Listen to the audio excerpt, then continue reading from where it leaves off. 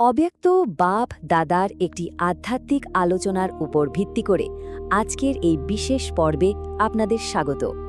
আজ আমরা জানব সন্তুষ্ট মনি অর্থাৎ আধ্যাত্মিক বিজয়ের পথে কিভাবে এগোনো যায়। ওম শান্তি। আচ্ছা, তাহলে আজ আমরা কি বিষয় নিয়ে কথা বলবো চলুন এক নজরে দেখে নিই। শুরুতেই আমরা জানব সন্তুষ্ট মনি আসলে কি, তারপর একটা খুব মজার বিষয় নিয়ে আলোচনা করব, মিকি মাউসের খেলা। এরপর বুঝব কেন সাধারণ হাঁটার বদলে এখন উড়ে যাওয়ার সময় এসেছে, আর সব শেষে থাকছে একটা দারুণ 15 দিনের চ্যালেঞ্জ, আর সেই পথে চলার জন্য যে সাপোর্ট রয়েছে সেটাও দেখব। তো আমাদের প্রথম বিষয়, আমাদের জীবনের চূড়ান্ত লক্ষ্যটা ঠিক কি হতে পারে। এই আলোচনা অনুযায়ী সেই লক্ষ্য হলো গভীর এক অভ্যন্তরীণ শান্তি আর পরিপূর্ণ তৃপ্তির একটা অবস্থায় পৌঁছানো। এই আলোচনায় একটা খুব সুন্দর শব্দ ব্যবহার করা হয়েছে, সন্তুষ্ট মনি, যার মানে হলো সন্তুষ্টির রত্ন। এটা কিন্তু শুধু সাধারণ খুশি থাকা নয়, এটা হলো আধ্যাত্মিক পরিপূর্ণতার একটা সর্বোচ্চ অবস্থা। ভাবছেন এই অবস্থাটা আসলে ঠিক কেমন? দেখুন, একজন সন্তুষ্ট আত্মার কিছু বিশেষ গুণ থাকে। তিনি পরিস্থিতি যাই হোক না কেন তাতে প্রভাবিত হন না, আর ঠিক এই কারণে তিনি চারপাশের সবার জন্য একটা আলোর মতো হয়ে ওঠেন। কিন্তু এই সন্তুষ্টি অর্জনের পথে বাধা তো আসেই, তাই না? জীবনের এই চ্যালেঞ্জগুলোকে বোঝানোর জন্য এখানে কিন্তু একটা দারুণ আর বেশ অন্যরকম রূপক ব্যবহার করা হয়েছে। এই জায়গাটা কিন্তু খুব ইন্টারেস্টিং।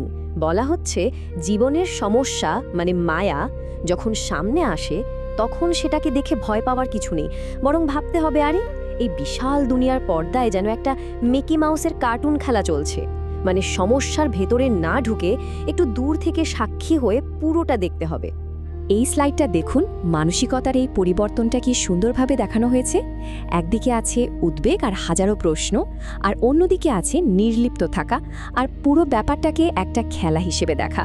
পছন্দটা কিন্তু আমাদেরই করতে হবে, আমরা কোন দিকে থাকব। তাহলে এই যে নির্লিপ্ততার কথা বলা হলো, এই অবস্থায় পৌঁছানোর জন্য ঠিক কী দরকার? আলোচনাটা বলছে এর জন্য এখন একটা নতুন স্তরের মনোযোগ আর জোরদার প্রচেষ্টা প্রয়োজন।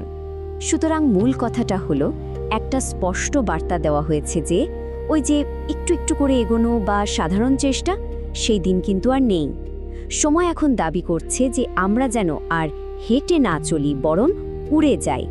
আর এই জন্যই সময় আর চিন্তার মূল্যটা এখানে খুব গুরুত্ব দিয়ে বোঝানো হয়েছে।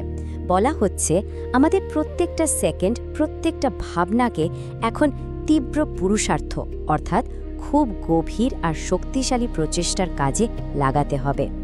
এই প্রশ্নটা কিন্তু আমাদের সবাইকে ভাবানোর জন্য।